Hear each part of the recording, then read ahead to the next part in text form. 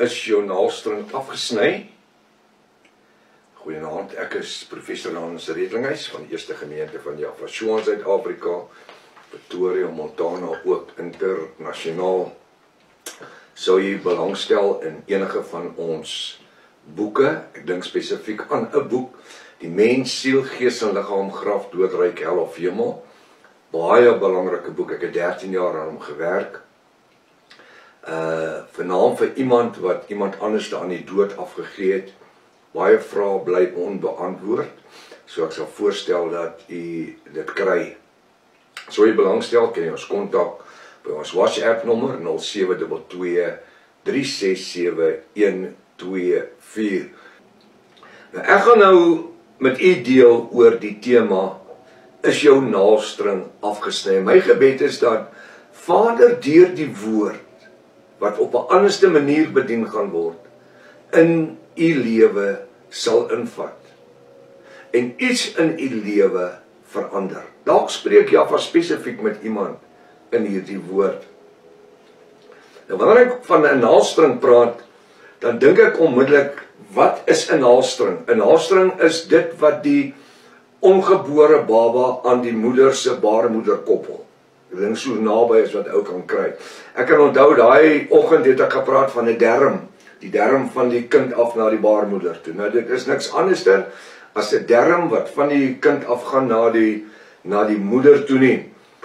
Nou, as dit gebeur dat 'n vrou verwag en sy drink, dan is daar probleme met die babietjie wanneer hy gebore word, want hy het onttrekkingssimptome. Hulle dink altyd, dis 'n baie oulike kleintjie, ag, hy is so vriendelik, hy wil dans. Hy dans nie, man. Hy het onttrekkingssindrome. Hoekom? Want as die ma alkoholist is, dan neem die kind deur die naaldstring, die bloed wat tussen die baarmoeder en die kind is, dis die naaldstring, dis die derm, dan trek hy van daardie alkohol ook in die kind se liggaampie in. En daai kind word fisies alkoholverslaaf. Die medies het bewys dat daai kind word 'n klein alkoholist, terwyl hy nog besig is om gevorm te word. Sal die ma rook, gewoonlik het so 'n kind longprobleme. Dis hoekom die dokters, eerste ding as 'n vrou rook, dan sê die dokter, stop om te rook vir die tyd van die tyd van die verwagtingstyd. Hoekom? Want wat die ma inneem, gaan ook na die kind toe. Sal die ma 'n druggie wees, een wat haarself inspuit met verdowingsmiddels, is dit 'n verskriklike gevaar, want wanneer daai kind gebore word, het hy onttrekkings of sy onttrekkingssimptome, omdat dit die kind, die ongebore kind, in daai toestand gewoond geraak het.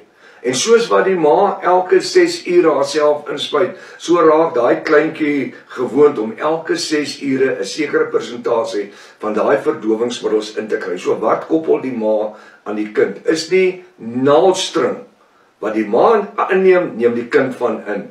Nou gebeur dit so dat wanneer die kind gebore word, nadat die ma enige verskeie, die Engelse woord is substances, of goed ingeneem het, dan affekteer dit die bou van die kind, en dit affekteer die funksionering van die kind onmiddellik wanneer hulle gebore word. Dit het 'n effek op hulle. Nou, wanneer ek dit swaai na die geestelikheid vanaand, dan sien ek presies dieselfde gebeur in die geesteswêreld. En dit is dat meeste mense in hulle toestand van sonde het 'n onsienlike naaldstring na die wêreld. Nou, daai kind, ek moet net terugkom, daai kind wanneer hy gebore word, wat is die eerste ding wat die dokter of die voetvrou doen? Hulle knoop die naaldstring, of hulle sny hom af en dan knoop hulle hom. Hoekom? Want as hulle hom nie knoop nie, is dit nogal 'n bloederige gemors. Want dit loop uit, die bloed wat in die naaldstring is en van die baarmoeder afkom, dit word gemors op die beddegoed, op die lakens en die goed, waaroor ek al die geboorte plaasvind. So wat doen dit? 'n Kenner moet daai naaldstring bind en vasmaak. En dit is waar jou naaltjie is. Nou, jy kan by die see sien as jy op vakansie is en jy sien die mense rondloop, dan kan jy sien party ouens het net so 'n knop van 'n naalstring waar daar sit. Dan moet jy weet, die ou wat daai of die vrou wat daai naalstring geknip het of gebind het nie geweet wat aangegaan het nie, want hulle het 'n breek veroorsaak. Daai man of daai vrou loop met 'n breek en dit is as gevolg dat die naalstring foutieflik gebind was. En dis 'n litteken wat daai persoon dra vir die red van sy lewe. So dis vat 'n kundige om 'n naalstring te bind sodat die kind vrygemaak word van die baarmoeder of van die moeder self. Solank as wat daar 'n naalstring is, solank is daar 'n tegniese probleem. Daai kind kan nie funksioneer nie. As die kind gebore word en hy word of sy word nie losgesny nie, bly daai kind steeds trek van die bloed van die ma af, van deur middel van die baarmoeder, totdat hulle gebind en afgesny is.